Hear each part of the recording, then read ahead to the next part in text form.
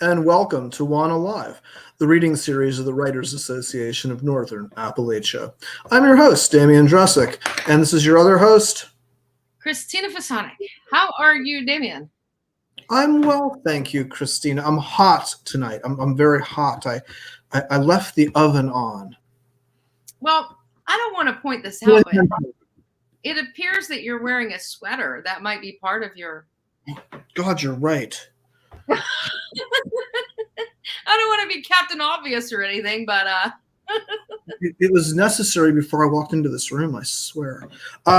We have an exciting guest tonight, don't we? We have a very exciting guest. I am looking forward to our guest tonight. Let me introduce him, and then we will hear from some of his work. So Joe Bonomo's on tonight. I knew he said this right before we went on. And he is the author of many books, including Sweat, The Story of the Fleshtones, America's Garage Band, Jerry Lee Lewis, Lost and Found, AC/DC's Highway to Hell, 33 and a Third series, and most recently, Field Recordings from the Inside, a collection of essays, and No Place I Would Rather Be, Roger Angell, and A Life in Baseball Writing. He's the music columnist for the Normal School and professor of English at Northern Illinois University. So let's bring Joe on. Hey, Joe. Good evening. Good evening to you guys. How are you? Oh, good. So thank you so much for joining us tonight. And what will you be reading tonight? I'm going to be reading an excerpt from an essay of mine titled Mama Loved the Ways of the World, which originally appeared in the Normal School magazine a while back and is in my book, Field Recordings from the Inside. The bulk of the essay, there it is. The bulk of the essay is it's about Troy Hess, who, when he was a child, a country singer, sang a song called Please Don't Go Topless, Mother, which became an infamous sort of cult hit. It just appeared, it was only printed in something like, or released in copies of 750 or something like that. It disappeared, but then was revived by the internet, of course, years later. It became this sort of cult favorite. It's a wild song. It's an oddity. It's a bizarre song, and he was a great guy to talk to. But in the essay, I also talk about one of my other favorite songs. Daddy was a preacher, but Mama was a go-go girl. So I'm going to read a little bit about that. All right. Here, we'll be back, okay? All right. All right. In the canon of country music, there are countless odes to broken hearts, depraved dalliances, and dark taverns, but precious few numbers about go-go dancers and the men who gawk at them. Consider the road toward or away from redemption, walked by the man trailing hot pants and knee-high boots. His ageless conflicts between the secular and the sacred, his wallet and his God, his dancer and his wife. Nashville songwriter Harlan Howard defined a triumphant country record as, quote, 3 chords and the truth, quote. I'm surprised that more Music City songwriters don't pen odes to the truths embodied in scantily dressed women who move in and out of bright lights. Bump and grind, high heels, and a downcast gaze. A lurid imagination easily admits both the nude dancer and the man in the nudie suit staring up at her. Yet the tradition of country and roots music about go-go dancers is, well, skimpy. For years, record collector and WFMU disc jockey Greg Germani has searched hills and hollers for country songs about exotic dancing. For that, quote, improbably cultural collision between Nashville, or if not Nashville proper, somebody doing his best to emulate the Nashville approach in many cases, and the rapidly changing social culture of the times. Germani adds, quote, it's the same weird vibe that comes through on the country records that address hippies, miniskirts, hot pants, and marijuana, quote. At such, quote, a disjointed intersection of very different worlds, quote, Germani indulges the rare opportunity to hear semi-sleazy lyrics about go-go dancers or strippers. Quote, it's very appealing when these lyrics are embedded within the context of a country record, he notes. Quote, coming as it does from a place that's usually more tradition bound, quote. On WFMU's Rock and Soul Ichabod blog, Germani, as Greg G, and his like-minded cohorts post MP3s of country go-go records. Oddball 45s found in used bins, thrift stores, and record fairs, including Bernie Walden's Bright Lights and Go-Go Girls, The Great Pretenders' Really Big Country Go-Go Shoe, Sally Markham's Go-Go Girls, Leona Williams' Country Girl with the Hot Pants On, Bobby Jenkins' If You Ain't Gonna Take It Off, Don't Tempt Me, Baby, and Don Hagen's Bright Lights, A Go-Go, and I'm Gonna See the Go-Go Girls Tonight. My favorite might be Daddy Was a Preacher, but Mama Was a Go-Go Girl, recorded in the early 1970s by, among others, Betty Jo Bangs and Joanna Neal. Neal's peppy, horn-driven recording, produced by Joe Johnson and released as a single on Decca Records in 1971, is, in my opinion, the best. Emerging as it did from a tradition that's barely there, Daddy Was a Preacher, but Mama Was a Go-Go Girl is a campy curio. The narrative unfolds in and as the song's title. A woman sings about, quote, the craziest love happening anywhere, quote, an improbable marriage between her preacher daddy and her go-go dancing mama. Quote, Daddy loved the Bible, but Mama loved the ways of the world, the daughter sings as planets collide. And though, quote, people used to stare at the oddest couple anywhere, my daddy didn't see her through the eyes of the world, quote. The words are gaily sung, and there's nothing too aggressive or untoward in the musician's playing, nothing in the vocals that hints at the myriad tensions that might be shared by a man of the cloth and his go-go dancing wife. The story is offered up as a joke, a winking, can you believe this world tale pitched at those among the country establishment made uncomfortable by rising hemlines and the general plummeting of moral standards in the era of bra burning and Ms. Magazine. Just look at how cute that crazy couple is. Some cultural encoding might have been going on here. A God-fearing preacher in a country song is recognizable, a tasseled go-go dancer less so, and I wonder if she's identified by her hullabaloo silhouette rather than a stripper pole, because striptease was too risque for even the rapidly evolving 1970s.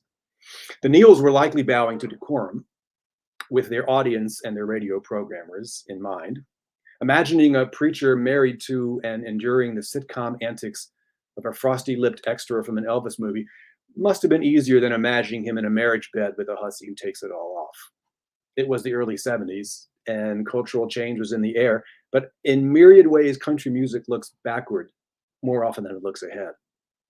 Each singer who recorded Daddy Was a Preacher, but Mama Was a Go-Go Girl tweaked the lyrics slightly. Betty Jo Bangs arrives at one of my favorite couplets ever in pop music. They'd say Papa would preach fire and brimstone, while Mama did the monkey in her cage all alone. There's some conflict for you.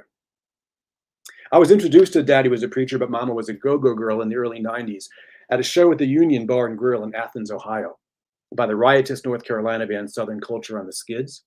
Between staging a sweaty limbo contest on the floor and tossing fried chicken wings into the crowd, the band dove into a high-energy version of the tune, smiling bassist Mary Huff belting out the number through bee-stung lips beneath her beehive hairdo. Southern Culture's rocking version is a blast. It appears on their 1992 album For Lovers Only. And the lone concession in the years since the song's original appearance is the louder, amped-up arrangement, featuring Huff's grinning, twangy delivery and Rick Miller's peerless, echo-laden guitar picking. Southern Culture plays the song as a sly joke, too.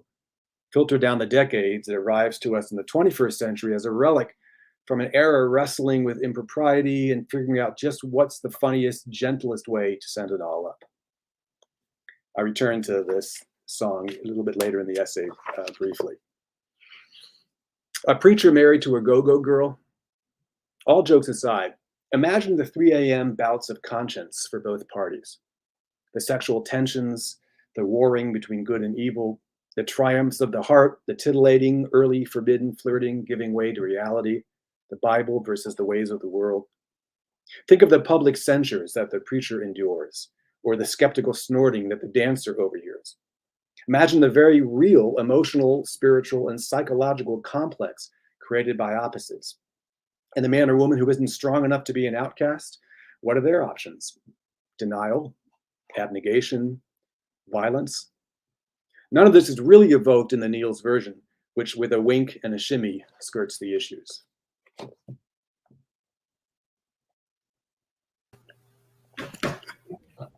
Oh, that was outstanding. Oh, It's one of my I favorite loved it. essays from that collection. It's so good. It's just thanks so much. The cultural critique As Go ahead, Damian. as perspicacious as it is deliciously written. Thank you very much. It sure is a fun song to write about, I'll tell you that. I've been wanting to get my hands around that for a long, long time. So it was fun to be able to sort of figure out what I think about it, and what it means in a kind of a fun way. Well, which No, we version have an auto treat for us, right? Yeah. I have both versions of the song queued up. If you want to play them, I have Joanna Neal's song, which I mentioned, and Betty Jo Bangs, who I also mentioned. There's a funny little discrepancy here that it has not been cleared up yet. When I posted both of those songs on my YouTube channel years ago, a woman, I think it was Betty Jo Bangs' niece, I might be wrong about that, I haven't checked in a while, she chimed in the comments saying that her aunt wrote that song. But in Joanna Neal's version, the song is credited to Joanna Neal and Bob Neal, who I assume is her husband. So there's some debate, if not controversy, who actually wrote this song. The funny thing is that Betty Jo Bangs' version appeared about 6 months before Joanna Neal's version. So it doesn't help us necessarily know for a fact who wrote the song, but Betty Jo Bangs' version, she credits herself. And Joanna Neal's version credits Neal and her husband. There's Reverend Neal? Oh, I don't think so. Just checking. No. Let's take a listen and watch these videos. Right.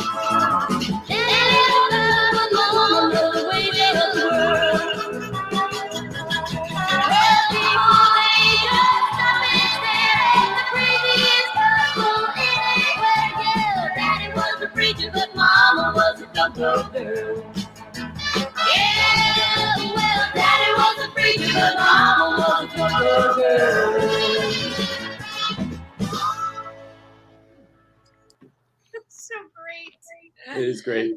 It's like Skeeter Davis joined a biker gang. Yeah, right. Yeah. Well, let's listen to the other version of the song. Just to hear. Let's see. It's the word "but" that gets it, Yes.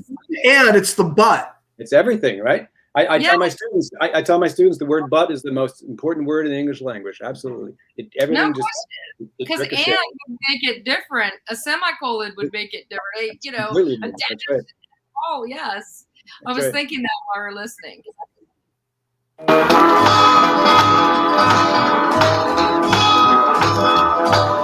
My daddy was a preacher and my mama was a go-go girl. Nothing like the common good love for the boy and the girl. That daddy didn't see her through the eyes of the world. My daddy was a preacher and my mama was a go-go girl. My daddy was a preacher and my mama was a go-go girl. ways of the world. Daddy used to go to church, kneel and pray. Mama hit the groovy with the swing and sway. My daddy was a preacher and my mama was a go-go girl. My daddy was a preacher and my mama was a go-go girl.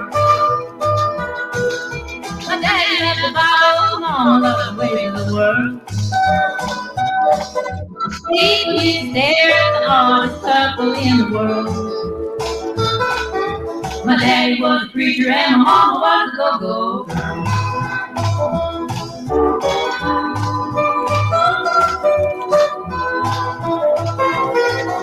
My daddy was a preacher and my mama was a go-go girl. Daddy's congregation was different than the go-go world. Daddy used to preach fire and stone. Mama didn't know he ain't take no alone. My daddy was a preacher and my mama was a go-go girl. My daddy was a preacher and my mama was a go-go girl. Nothing like in common with love for the boy and the girl. Glad daddy didn't see her through the eyes of the world. 'Cause daddy was a preacher and my mama was a go-go girl.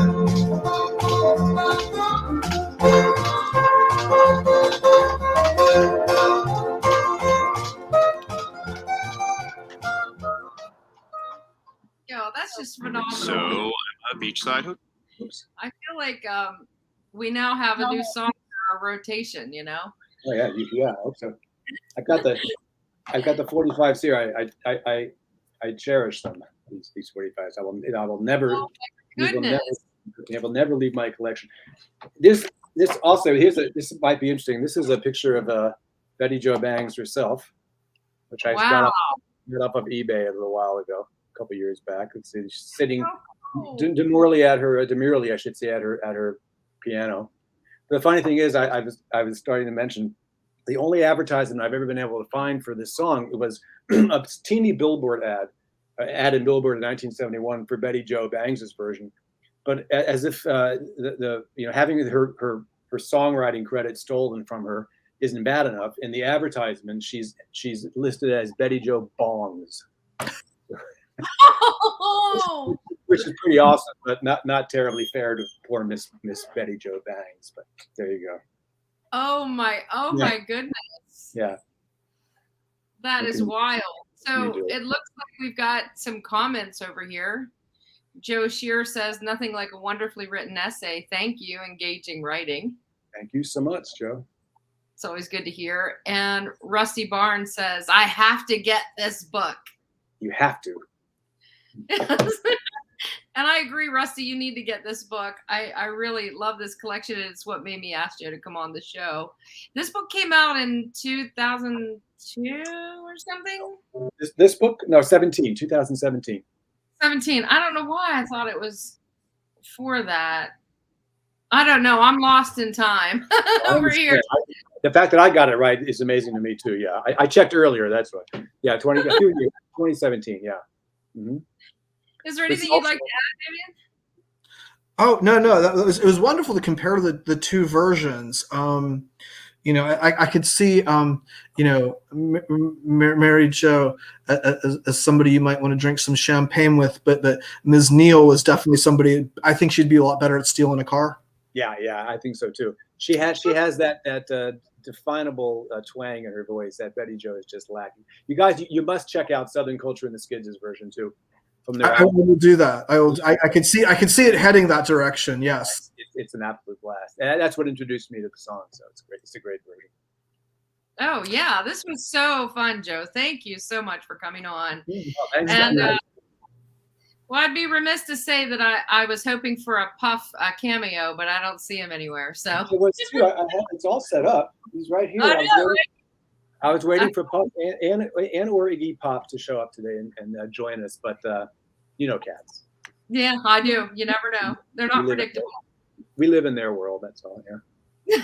That's exactly right. Yeah. All right. Well, thank you again, and thanks everybody else for joining us. And we'll see you next week. Thanks so much, guys. Thanks a lot, y'all. Thank you, Joe, for making time for us. Really appreciate it. Thanks. Good night, everyone.